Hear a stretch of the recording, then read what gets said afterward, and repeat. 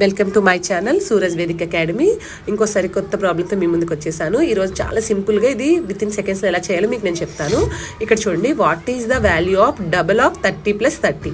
So చాలామంది ఏం చేస్తారు, 30 + 30 ఎంత 60, 60కి డబల్ చేసి 120 అనేది ఆన్సర్గా వేసేస్తారు.